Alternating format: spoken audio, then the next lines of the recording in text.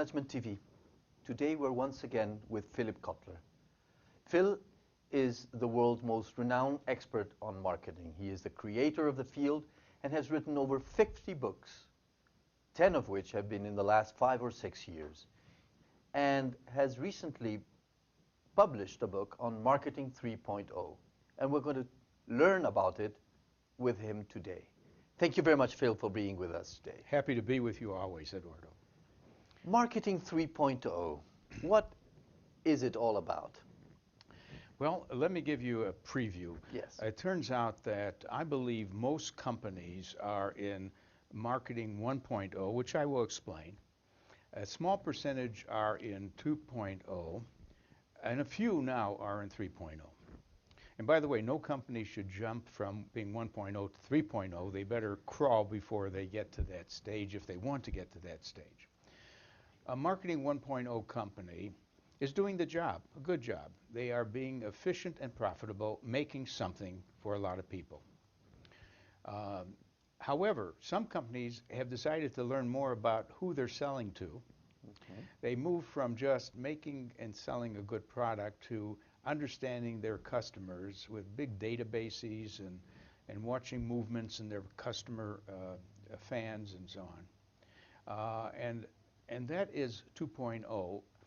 And 3.0 goes further than that. 2.0, if you were to describe it with one word or one concept, what is Marketing 1.0?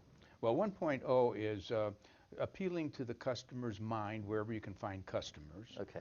And 2.0 is appealing to the customer's heart by knowing a lot about the customer and trying to get closer to serving the customer.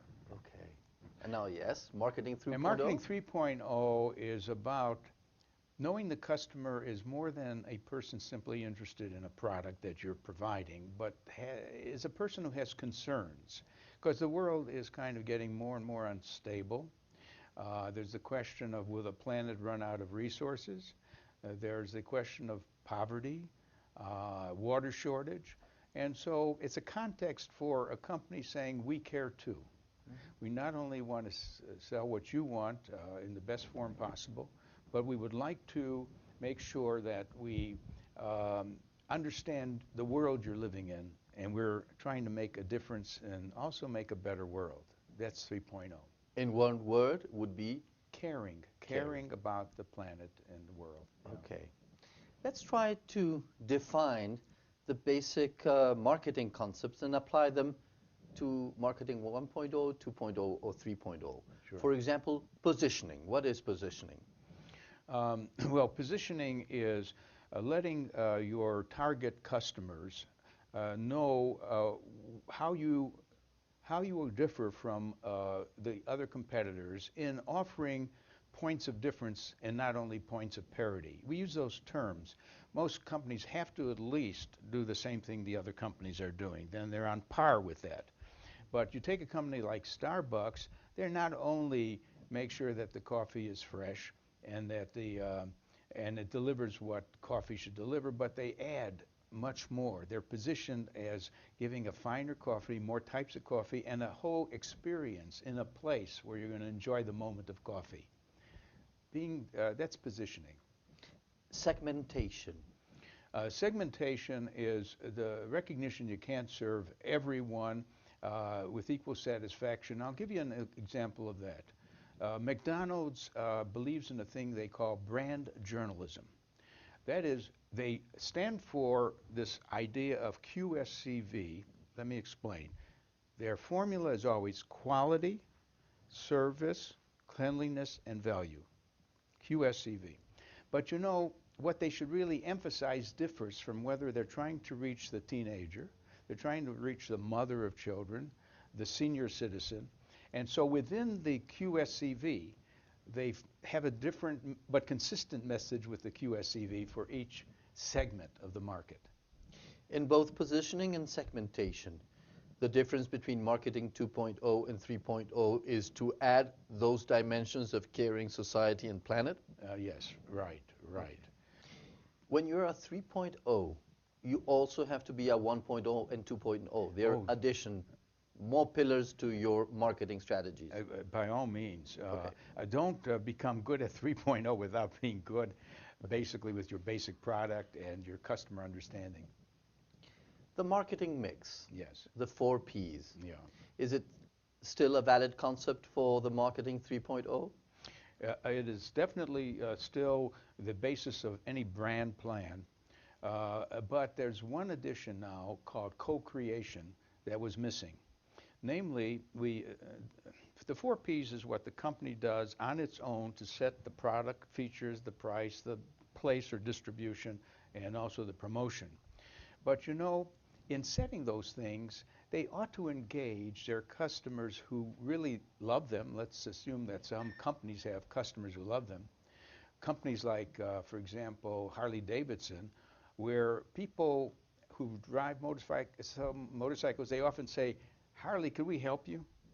You're making the next motorcycle. We have some ideas. Can we hang around? We don't want to be paid. We just want to join you. What are successful companies doing to co-create with their companies, with their customers, sorry? They're basically building a love affair with their customers. And I can say more about what we've learned about that. It's not only in a book, Love Marks, but there's a book called Firms of Endearment that have taught us how to turn on your own customers as well as your employees.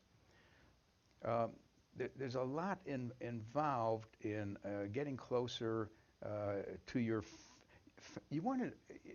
There's a thing we call crowdsourcing. It's a term used in a book called The Wisdom of Crowds, which say that there are a lot of people out there who would like to participate in your company in one way or another, and not only in what your product might become, but also what your advertising might become.